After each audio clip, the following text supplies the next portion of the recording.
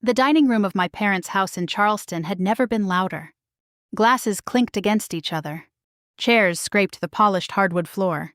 Someone started a slow clap near the end of the table. And within seconds the entire room joined in. My father stood at the head of the table, beaming with pride like he had just won a national award. But the applause wasn't for him. It was for my cousin Daniel. He stood near the fireplace in a dark green military uniform. Shoulders straight, chin lifted. The brass buttons and ribbons on his chest catching the warm glow of the chandelier above us. The metal shimmered every time he moved. To anyone watching, he looked exactly like what my father had just called him. A hero. "Ladies and gentlemen," my father said loudly, lifting his glass. "Our family's hero has finally come home." More applause erupted around the room. My Aunt Claire wiped tears from her eyes. My younger sister Natalie leaned forward like she was sitting next to a celebrity. Even neighbors who had been invited for the celebration watched Daniel with admiration. They called him the pride of the Monroe family, the soldier who had spent years overseas serving his country, the man who had faced dangers most of us would never understand. I stood up slowly, lifting my glass. My father had just asked me to give the toast. Across the room, Daniel met my eyes and smiled the same confident smile I remembered from childhood. For a moment it felt like we were boys again, running through construction sites behind my father's trucks, pretending we were explorers. All the complicated years between us suddenly felt distant. I cleared my throat, preparing to speak. That was when my wife leaned closer to me. Captain Olivia Carter had spent 8 years in the United States Army. She didn't talk much at family gatherings, especially when she didn't know everyone in the room. But when she did speak, people usually listened. Her voice was so quiet only I could hear it. "Ethan." I turned slightly toward her. Her eyes weren't on me. They were fixed on Daniel's uniform. Her expression was calm, but something about it made my stomach tighten. Then she whispered 5 words that erased every sentence I had prepared. "Check his records." For a second I thought I had misheard her. "What?" I murmured under my breath. But Olivia didn't repeat herself. She simply kept looking at Daniel. And that was when something strange happened. Across the room, Daniel's smile faltered. Just for a moment, long enough for me to notice. Then he raised his glass toward me again and laughed lightly, as if nothing had happened. "Well, cousin," he said loudly, "you going to finish that toast?" The room laughed with him, but the words in my throat had vanished. For the first time that night, my cousin Daniel Monroe looked at someone in the room without confidence. For the first time that night, he had nothing to say. I forced myself to smile and continued the toast anyway. "Daniel and I grew up together," I said, trying to keep my voice steady. "Back when we were kids, he was always the one chasing adventure." The family chuckled. I mentioned fishing trips along the Charleston marshes when we were teenagers. Summers spent climbing over unfinished buildings at Monroe Construction while my father yelled at us to stay off the equipment.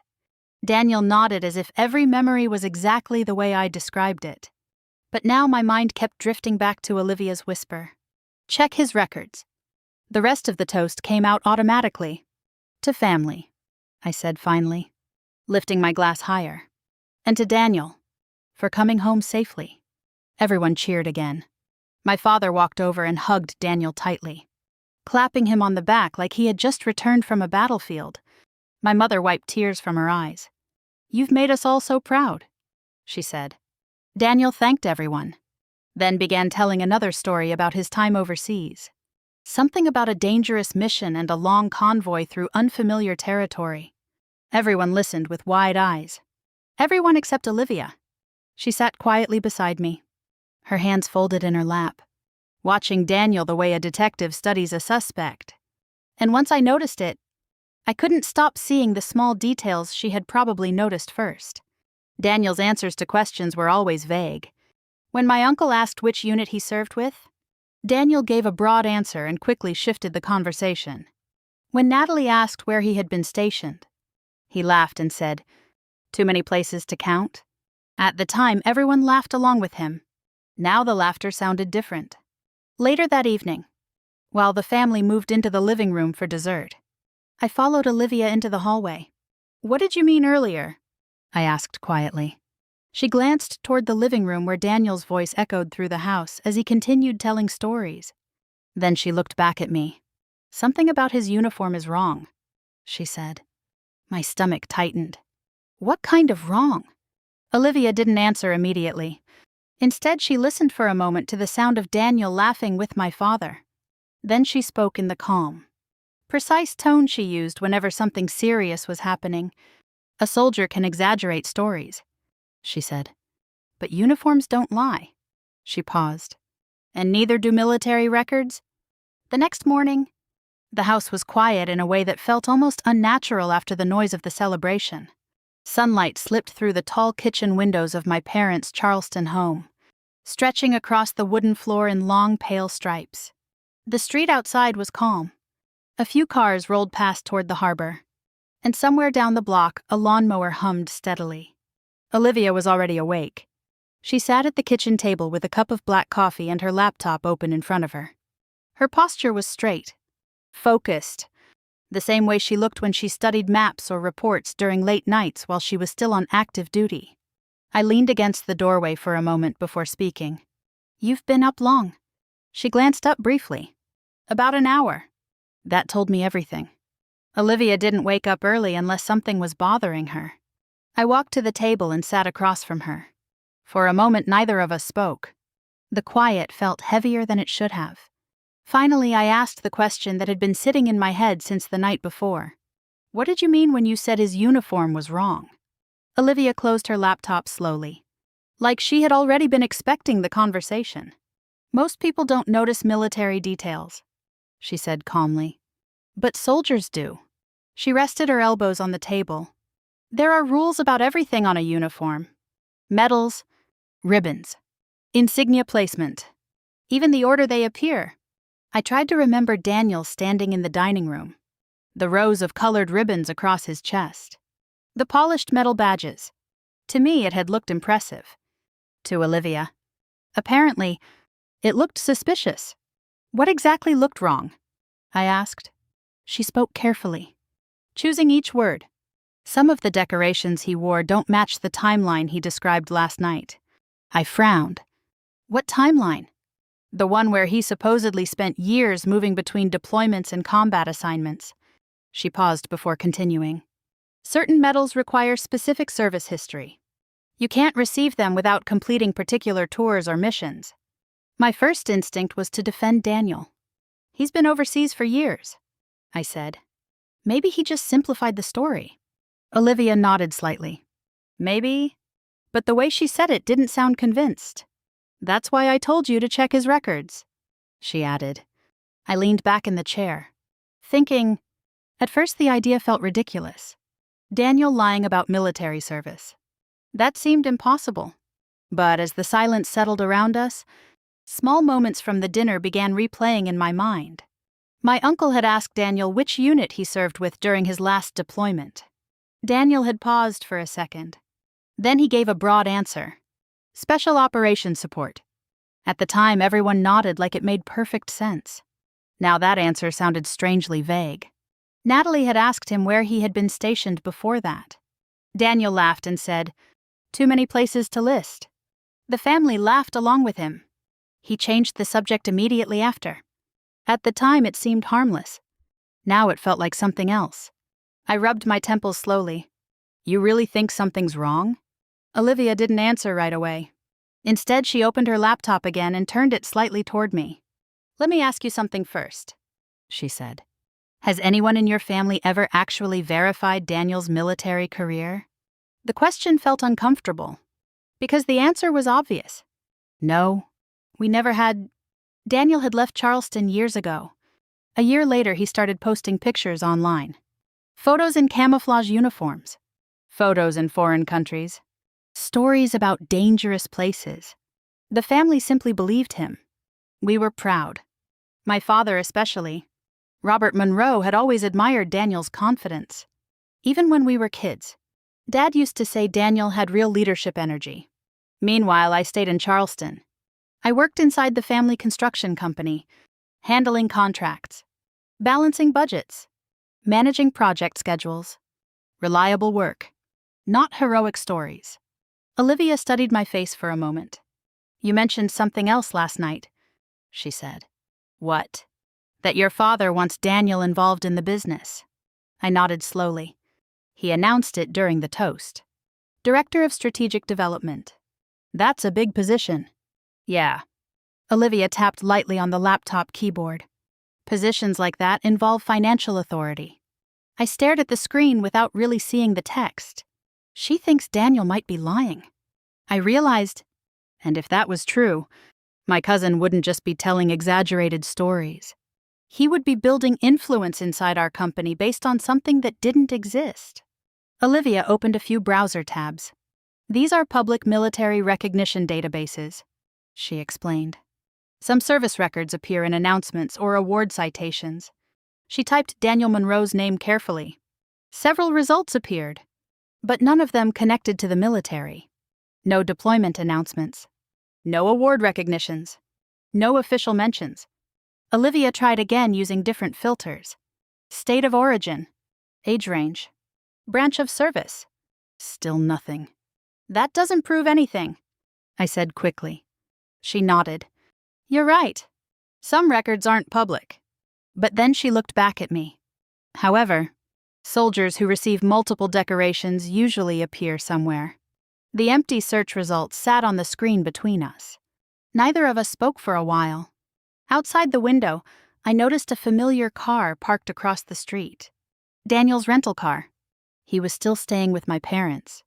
Inside that house, my father was probably telling neighbors about our decorated military cousin. About the hero who had finally come home. I stared at the screen again. Olivia closed the laptop gently. If his story is real, she said quietly, the records will confirm it. She paused. But if they don't, her sentence trailed off. I looked back at Daniel's car sitting quietly across the street. For the first time since the celebration, a thought crossed my mind that I didn't want to believe. What if the hero my family welcomed home last night wasn't a hero at all?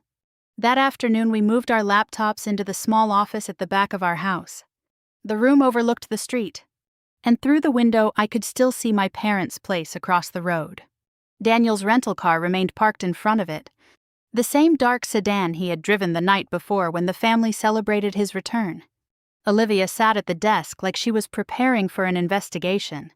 2 laptops open, a notebook beside her, a pen moving quickly as she wrote down names and dates. You'd be surprised how many traces military service leaves behind, she said. I leaned against the edge of the desk, watching her work. Even classified missions generate paperwork, she continued. Unit rosters, deployment records, personnel updates. She looked up at me briefly. If someone really served the way Daniel described, there should be some kind of footprint. I nodded slowly. The logic made sense. Daniel had claimed years of overseas deployments. He talked about dangerous missions and long rotations through multiple countries. According to his stories, he had earned several commendations. But so far, the internet had nothing. Olivia typed Daniel Monroe's full name again, this time searching several veteran registry databases and archived military announcements. A few results appeared, but none of them connected to Daniel. No service announcements, no promotion notices, no award recognitions. Maybe we're looking in the wrong place, I said. That's possible, Olivia replied calmly. She filtered the results by state and age. Still nothing. I walked toward the window and looked outside again. Seeing Daniel's car sitting there made the situation feel strangely personal. Only 12 hours earlier, my entire family had applauded him like he was returning from a war. Now we were searching databases trying to confirm whether he had ever served at all. My mind drifted back to a memory I hadn't thought about in years. 5 years earlier, Daniel had suddenly left Charleston. At the time, there had been rumors floating around the family.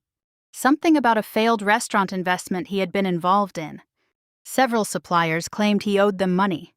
But before anyone could push the issue further, Daniel disappeared overseas.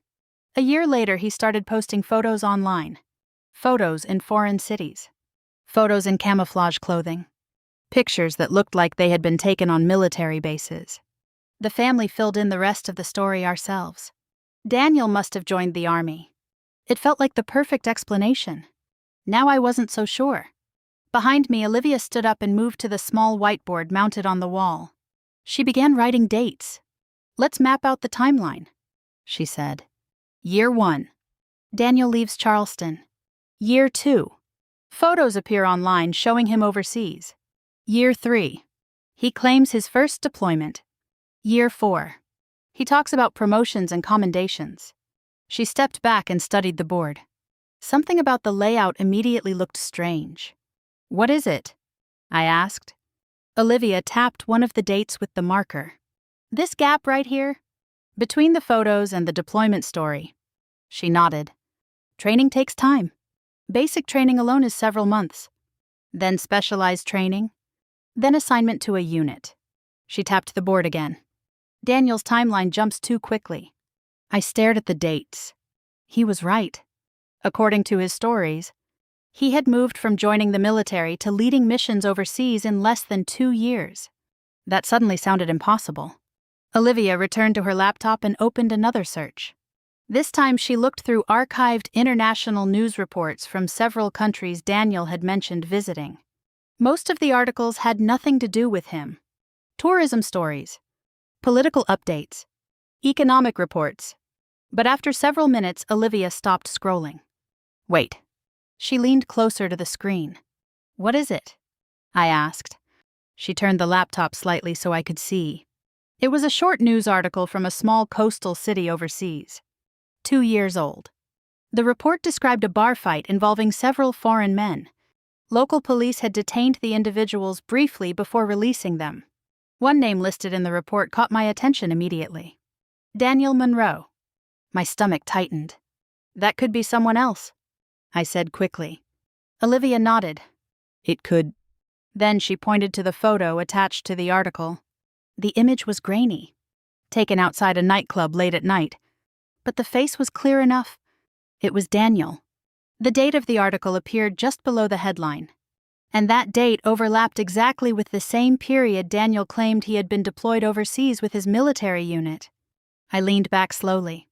For a moment the room felt very quiet. "So what does this mean?" I asked. Olivia closed the article and looked at me thoughtfully. "There are 2 possibilities." I waited. "First possibility," she said. "Daniel exaggerated parts of his military career." She paused. "Second possibility." Her voice trailed off. "He never served at all." The words hung in the air like something dangerous. I turned back toward the window again. Daniel's car still sat quietly outside my parents' house. Inside that house, my father was probably still telling people about the heroic soldier in our family. I looked back at Olivia. "What if the records were erased?" I asked. "Classified missions. Secret units, something like that." Olivia considered the idea for a moment. Then she shook her head slowly. "Even secret operations leave personnel records." She folded her arms. "Right now we're seeing the opposite." "What do you mean?" She glanced at the screen again. "Right now we're seeing almost nothing at all." I stared at the laptop, at the empty search results, at the blurry photo from the bar fight, and for the first time since Daniel walked into my parents' house wearing that decorated uniform, a new thought began forming in my mind. What if my cousin wasn't hiding parts of his military career? What if the entire story had never been real to begin with? The Monroe Construction headquarters sat only a few blocks from the Charleston harbor. A brick building my father had purchased more than 20 years earlier when the company first began expanding. I arrived early that morning. Earlier than usual. The office parking lot was still half empty. The air cool and quiet before the workday began. A faint smell of salt drifted in from the harbor down the street. For years, this building had been my second home. I knew every hallway, every conference room, every creaking floorboard in the upstairs offices. My father had built Monroe Construction from a small contracting crew into one of the most respected companies in Charleston. And for most of my life, everyone assumed I would eventually take over. But lately that assumption felt less certain. I walked inside and headed toward the main conference room where our weekly planning meeting would begin. The long oak table was already set with folders and coffee cups. A few department managers sat quietly reviewing documents. Then the door opened. Daniel walked in. He wasn't wearing his uniform this time. Instead, he wore a tailored dark suit that probably cost more than my monthly mortgage. His hair was perfectly styled. His posture confident. The same confident smile from the dinner celebration still resting easily on his face. The change in appearance didn't make him look less impressive. If anything, it made him look more like someone who belonged in the room. Several employees immediately noticed him. "That's the cousin." "Right," one of the project managers whispered. The soldier, Daniel, shook hands with people like he had known them for years. My father followed him into the room moments later. Robert Monroe looked proud enough to burst. "Everyone," he said loudly, clapping Daniel on the shoulder. "This is Daniel Monroe, my nephew." Several heads turned. "The one I told you about," my father continued. "Just returned from years overseas." Daniel nodded politely. My father smiled wider. "And soon he'll be helping lead this company." The words settled heavily in the room. I felt a small knot tighten in my chest. The meeting began shortly afterward. Project updates, budget reports, construction timelines. The usual rhythm of a Monday morning. But halfway through the agenda, my father leaned forward in his chair. "There's one more thing," he said. The room quieted. "I'd like to officially announce a leadership change." He gestured toward Daniel. "I've asked Daniel to join Monroe Construction as Director of Strategic Development." A few executives nodded approvingly. My father continued speaking with excitement. "With Daniel's military leadership experience, we have an opportunity to expand into new federal construction contracts, infrastructure projects tied to military housing, defense facilities, and government development." He glanced around the table proudly. "Daniel understands that world better than any of us." The statement hung in the air. Several managers murmured in agreement. I stayed silent. After the meeting ended, Daniel followed me into my office. He closed the door behind him and leaned casually against the desk. "Good meeting," he said. I nodded. "You seemed comfortable out there." He smiled.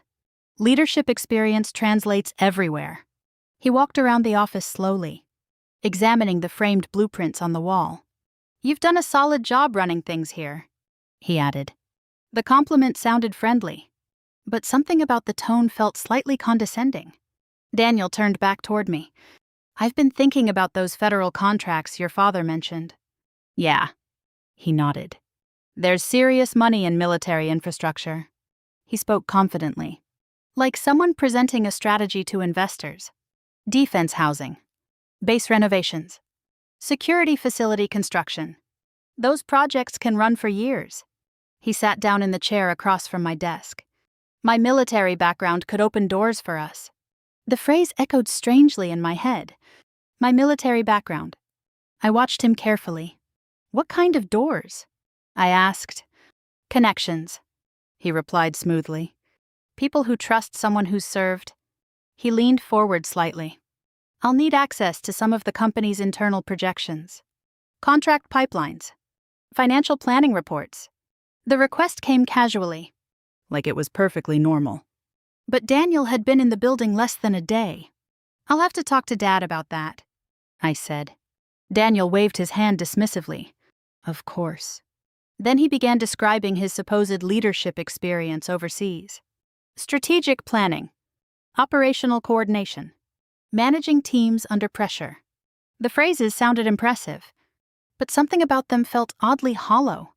He never mentioned specific units, never mentioned specific locations, just broad terms, just like the night before at dinner. Later that evening, we gathered again at my parents' house. The mood was lighter than the boardroom meeting. Dinner plates clinked. Conversations bounced across the table. At one point, I looked toward Daniel and asked casually, "Which unit were you with during your last deployment?" For a moment, the room quieted. Daniel smiled and opened his mouth. But before he could answer, my father jumped in. "That kind of information is probably classified," he said proudly. The table laughed. Daniel laughed with them. The question disappeared. But Daniel glanced at me for just a second longer than necessary. And in that brief moment, I saw something flash across his face. Annoyance. Later that night, Olivia's phone buzzed softly in the living room. She picked it up and read the message. Her expression changed immediately. "What is it?" I asked. She turned the phone toward me. The message came from the military colleague she had contacted earlier. There was only one sentence. "Are you sure this man ever served?" I read it twice. The words felt unreal. Because if that question was true, then my cousin wasn't exaggerating a story. He was living inside a lie. It was almost midnight when Olivia's phone vibrated again on the kitchen counter. The house was quiet. Outside our windows, the streets of Charleston had gone dark, the last of the traffic fading into the distance. Only the soft glow of Olivia's laptop lit the room. She picked up the phone. "Read the message," and didn't say anything for several seconds. "What did they find?" I asked. Olivia looked up slowly. My contact checked the Department of Defense personnel database. I leaned forward. And she turned the phone toward me. "There's no active service record for Daniel Monroe that matches his birth date, place of origin, or identification information." For a moment, the words didn't register. "What do you mean, no record?" Olivia set the phone down beside the laptop. "Every soldier has a record. Even if their assignments are classified, the basic personnel file still exists." She watched my reaction carefully. "But Daniel doesn't have one." The room suddenly felt smaller. "How can that be possible?" I asked. Olivia folded her arms. "There are a few possibilities." She began counting them calmly. "Administrative error." She paused. "That's rare. But it can happen." "Identity confusion." Another pause.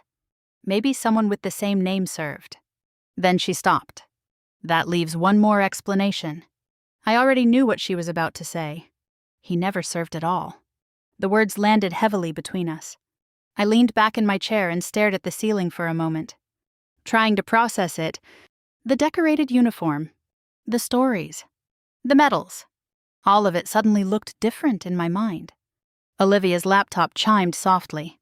Another message from her contact. She opened it immediately. "This might explain something," she said. "What?" "They found a training record." I sat forward again. So he did join. Olivia turned the screen toward me. The document was short. Name: Daniel Monroe. Entry: Basic training enrollment. Completion status: Discharged. Date of discharge: Less than 2 months after entry. 2 months, I said. Olivia nodded. That means he never finished training. The implications hit me immediately. You can't deploy without finishing training. Correct? You can't earn medals without serving. Correct. And you definitely can't lead combat missions. Olivia closed the file. Exactly. The silence that followed felt heavier than before.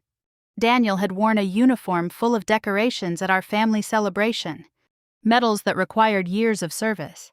Some required combat deployment, and he had left the military before training was even complete. The entire story was impossible. But Olivia wasn't finished. "There's something else," she said. She opened another document. This one wasn't from a military database. It was from a private contractor registry. Companies that hired civilians for overseas security operations. Daniel's name appeared twice. Short-term contracts. Locations in unstable regions overseas. Both assignments ended quickly. "Security contractor?" I asked. Olivia nodded. "Probably low-level work. Logistics support. Maybe perimeter security." I stared at the screen. That's not the same as military service. Not even close. But it would explain the photos. Olivia looked at me. "What photos?" "The ones he posted online years ago." I said, "The ones in camouflage gear." I leaned back again as another memory surfaced. A few years earlier, Daniel had returned to Charleston for a brief visit. He showed up with expensive gifts. Imported whiskey for my father. A watch for my mother. Stories about traveling through dangerous countries. Everyone assumed he was describing military deployments. But now that memory shifted. I realized something strange. Daniel never actually said the words. He never directly told us he was in the Army. He talked about overseas assignments, dangerous regions, security work. The family filled in the rest. And Daniel never corrected us. Olivia must have been thinking the same thing. He didn't create the lie all at once, she said quietly. He let it grow. I nodded slowly. Photos turned into stories. Stories turned into admiration. Admiration turned into reputation. Eventually, the story became Daniel's identity. And now that identity had followed him home, right into the center of the Monroe family. I looked toward the dark window where the lights of Charleston shimmered faintly in the distance. If this comes out, I said slowly, it could destroy him. Olivia closed the laptop. He's already destroyed himself. I frowned. What do you mean? She leaned back in her chair. Impersonating a decorated soldier isn't just embarrassing. It can be fraud. The word hung in the air. Especially now that Daniel was using that identity to gain influence inside Monroe Construction. Federal contracts, leadership roles, financial authority, all built on a lie. Olivia glanced toward the window as well. He didn't just exaggerate his past, she said. He built an entire life around something that never existed. And suddenly I understood something that made my stomach tighten. If Daniel kept moving forward with the company, that lie wouldn't stay hidden much longer. Sooner or later, someone would check the records. And when they did, everything would fall apart. The next few days felt like watching a slow storm build over the ocean. Daniel moved through Monroe Construction like he had already owned the place for years. He attended meetings with confidence, shook hands with investors, and spoke about leadership as if his military career had prepared him perfectly for the job. Every time he mentioned combat experience, my stomach tightened, because now I knew the truth. And once you know the truth about someone, you can't unsee it. One afternoon I watched him from the conference room doorway while he spoke with 2 project managers about expanding into federal infrastructure work. You'd be surprised how much the military values efficiency, he said smoothly. When you've coordinated teams under pressure, construction logistics start to look simple. The managers nodded. Clearly impressed, Daniel spoke with the calm authority of someone who had been in charge of life or death decisions. But Olivia and I knew he had never even finished basic training. That night, we sat on the back porch of our house overlooking the harbor. The air was cool, and the sound of waves tapping softly against the docks drifted across the water. For several minutes, neither of us spoke. Finally, I broke the silence. I should confront him. Olivia glanced at me. About what? The lie. I said, everything. I stood and leaned against the railing. He's walking into meetings pretending to be something he isn't. Dad's ready to hand him authority in the company. Olivia didn't react immediately. She had that thoughtful expression she always wore when she was evaluating a situation. If you confront him right now, she said calmly, what do you think will happen? I turned back toward her. He'll deny it. Exactly. She rested her arms on the table. And then what? I hesitated. My parents would defend Daniel. The family had already decided who the hero was. An accusation without proof would only make me look jealous. Olivia continued speaking. People rarely change their beliefs because someone argues with them. She paused. They change their beliefs when reality forces them to. I sat down again slowly. So what do you suggest? A small smile appeared at the corner of her mouth. Let reality do the work. The next morning at Monroe Construction, we held another leadership meeting. The discussion focused on a new opportunity, a federal infrastructure contract. The project involved renovating military housing facilities along the southeastern coast. The numbers were impressive. The contract would run for years and bring in millions. My father was visibly excited. This is exactly the kind of expansion we've been preparing for, he said. Daniel leaned forward enthusiastically. I've worked around those types of facilities before, he said. Military infrastructure has very specific requirements. Several executives looked impressed. Daniel spoke about security standards, supply chains, and coordination with defense agencies. He sounded confident, convincing, like someone who had lived inside that world for years. My father nodded proudly. "This is why Daniel's experience is so valuable," he said. "Military leadership translates perfectly into these types of projects." I glanced at Olivia's empty chair at the far end of the table. She wasn't present at the meeting, but her words echoed in my mind. Let reality do the work? After the meeting ended, Daniel walked beside me down the hallway. "This contract could change everything for the company," he said. He looked energized. "Federal work opens doors." I nodded carefully. "You think we have a good chance?" "With my background," Daniel said with a confident grin. "Absolutely." Later that evening, Olivia sat at the dining table surrounded by documents. Training records, database confirmations, notes from her military contact. She had organized everything neatly into a thin folder, each page clearly labeled documentation, she said quietly. I sat across from her. "You're preparing evidence. I'm preparing facts." She slid the folder closed. "If the company moves forward with that federal contract, they'll have to verify every executive credential tied to the project." I understood immediately. Military background, leadership claims, security clearance. Every detail would be reviewed. Daniel's entire reputation depended on records that didn't exist. The next day, the company scheduled a formal strategy meeting to decide whether to pursue the contract. Senior executives, investors, board members. Daniel insisted on being present. "My experience with military facilities could be valuable in the discussion," he said confidently. That night, Olivia stood beside the kitchen window watching the harbor lights shimmer across the water. "Tomorrow is going to be interesting," she said quietly. I joined her at the window. "You think he'll still try to maintain the story?" Olivia nodded. "People rarely abandon a lie that big." She looked at me. "But tomorrow he'll have to prove it." I felt the tension settle in my chest again. Because if Daniel truly had the military career he claimed, the records would confirm everything. But if he didn't, then the truth was about to walk straight into the Monroe Construction boardroom. And once that happened, there would be no way to hide it. The conference room at Monroe Construction was already full when I walked in that morning. Sunlight poured through the tall windows overlooking the Charleston harbor, lighting the long oak table where the company's leadership team had gathered. Coffee cups steamed beside stacks of documents. Laptops hummed quietly as investors and executives reviewed the federal contract proposal. At the center of the table sat my father. Robert Monroe looked energized. "This project could push us into an entirely new market," he said, tapping the folder in front of him. "Military housing renovation across multiple states." Several board members nodded. Then my father gestured toward Daniel. "And Daniel's experience with military operations will be invaluable here." Daniel leaned forward, perfectly composed in his dark suit. "Military infrastructure projects require a different mindset," he said smoothly. "When you've worked around bases and operational planning, you start to understand the logistics behind those systems." The presentation was polished.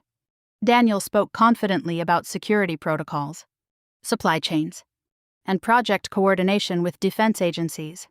Investors listened carefully. One of them even smiled. Having someone with real military insight on the team could give us an advantage. My father looked proud.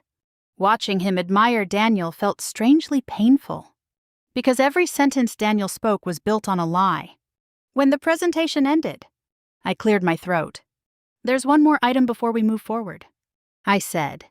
The room turned toward me. Federal contracts require strict verification procedures. Several executives nodded immediately. That was standard policy, especially when leadership credentials are tied to military service. I continued. Daniel leaned back in his chair. "Of course," he said casually. "Everything about my service is documented." His confidence filled the room. Then the door opened. Everyone turned. Olivia stepped inside. She wore her Army officer uniform. The room fell quiet. My father frowned slightly. "Ethan?" he asked. I asked Olivia to help verify the military credentials for the federal application. I explained. Daniel's expression flickered for a brief moment. Then he smiled again. Happy to cooperate, he said. Olivia walked calmly to the table and placed a thin folder in front of her. Before sitting down, she addressed the room. Any military leadership claims connected to federal contracts must match Department of Defense records. Her voice was steady, professional. Several board members nodded. That sounded completely reasonable. I requested verification through official channels, she continued. Then she opened the folder. Inside were several printed documents. Olivia slid the first page across the table toward my father. These are the only verified military records associated with Daniel Monroe. My father picked up the page slowly. At first he looked confused. Then his eyebrows lowered. He flipped to the next page. Across the table, one of the investors leaned forward to read over his shoulder. The room became very quiet. The documents were clear. Daniel Monroe. Basic training enrollment. Discharge date. Less than 2 months later. Reason. Disciplinary violation. There were no deployment records. No service history. No combat assignments. No medals. My father turned another page. Then another. Each document said the same thing. Daniel's military career had ended almost immediately after it began. The silence stretched across the room. Finally, someone spoke. You're saying he never served? Olivia answered calmly. These records show that Daniel Monroe entered basic training and was discharged shortly afterward.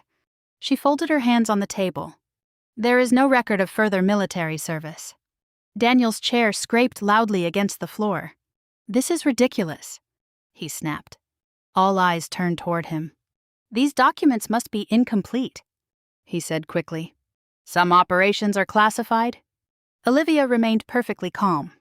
Classified missions still include personnel records, she replied. Daniel's voice rose. You don't understand the kind of work I did?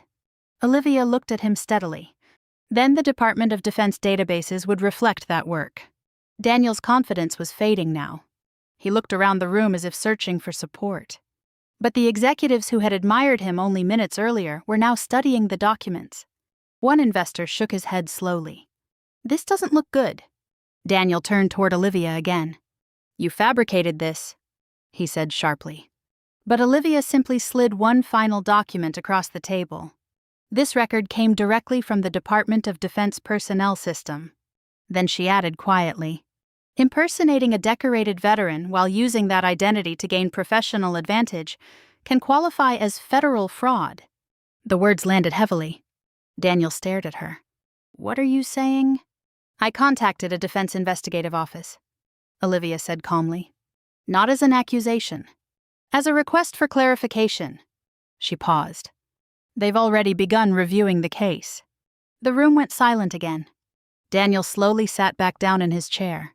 For the first time since he returned to Charleston, the confident soldier everyone had admired was gone. In his place sat a man staring at documents that exposed his entire story. And for the second time since that night at the family celebration, my cousin Daniel Monroe had absolutely nothing to say.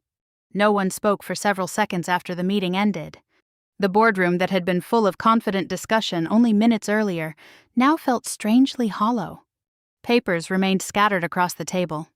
Coffee cups sat untouched. The sunlight from the harbor windows seemed harsher than before. My father slowly closed the folder containing Daniel's records. He didn't look angry. He looked stunned. Across the table, one of the investors quietly gathered his documents. We'll need to pause the federal contract proposal, he said carefully. No one argued. Daniel stood abruptly. This is a misunderstanding, he said. His voice was louder now, less controlled. These records don't show the full story. No one answered him. The executives who had been impressed with his presentation earlier avoided his eyes. One by one, they began leaving the room. Daniel looked toward my father. Uncle Robert, you know who I am. My father didn't respond immediately. He stared at the documents in front of him like they belonged to someone else. Finally, he said quietly, I thought I did. Daniel opened his mouth again but stopped. For the first time since he returned to Charleston, he looked completely lost. Within 24 hours, Daniel was gone. My Aunt Claire called early the next morning. Her voice sounded confused. He left before sunrise, she said. Packed his bags and drove away. No one knew where he went. His phone went directly to voicemail. The confident soldier who had walked into our family celebration had disappeared without saying goodbye. A few days later, Monroe Construction received a formal inquiry from a Department of Defense investigative office. The letter requested information about Daniel Monroe and his use of military credentials. The investigation had officially begun. My father took the news quietly. For weeks, he barely mentioned Daniel's name. The man he had proudly introduced as the pride of the Monroe family had turned into something else entirely. Embarrassment spread quietly through the family. My mother stopped mentioning the celebration dinner to neighbors. My sister Natalie admitted she had already told several friends about our heroic cousin. Now she avoided the subject completely. The truth moved through the family slowly. Not with shouting or accusations. Just uncomfortable silence. Fortunately, Monroe Construction survived the situation. Daniel had never signed any contracts or official company documents. Our legal advisors confirmed that the company itself wasn't responsible for his false claims. Still, the experience changed how my father ran the business. From that point forward, every leadership position required strict verification, background checks, credential confirmation. Nothing was accepted without proof. Several weeks later, life began returning to normal. One evening, Olivia and I sat on the balcony of our house overlooking the Charleston harbor. The water reflected the soft glow of city lights. Cargo ships moved slowly in the distance. For the first time in weeks, the tension had finally faded. I leaned against the railing and looked out across the water. "You know," I said quietly. All of this started with 5 words. Olivia smiled slightly. "Check his records." I nodded. If you hadn't said that at dinner, none of this would have happened. Daniel might have taken control of a major part of the company. The lie might have grown even bigger. Olivia shrugged gently. "In the military, we learn something early," she said. "What's that?" "The truth always leaves a trail." She looked out toward the harbor. "Eventually, someone follows it." I thought about the night of the celebration again. The applause. The pride on my father's face. The family believing every word Daniel said. And I realized something uncomfortable. Daniel hadn't created that lie entirely by himself. We helped build it. We wanted to believe the story. We wanted a hero in the family. So no one ever asked the obvious question. Until Olivia did. Months later, Monroe Construction continued growing steadily. The crisis passed. But the lesson stayed with me. Reputation means nothing without truth behind it. And sometimes the hardest thing you can do for your family is refuse to believe a lie, even when everyone else already has. I still think about that night sometimes. About how easily people accept a story when it sounds impressive enough. Because the most dangerous lies are usually the ones people want to believe. And sometimes it only takes one quiet sentence to change everything. So now I'm curious. Have you ever had a moment when someone's story suddenly didn't add up, and discovering the truth changed how you saw them forever? If you've experienced something like that, share your story in the comments. And if you enjoy real stories about family drama, hidden truth, and the moment karma finally turns the tables, make sure you stay here with us and subscribe to the channel. Because sometimes the smallest doubt, like a quiet whisper to check the records, can reveal the truth that was hiding in plain sight the entire time.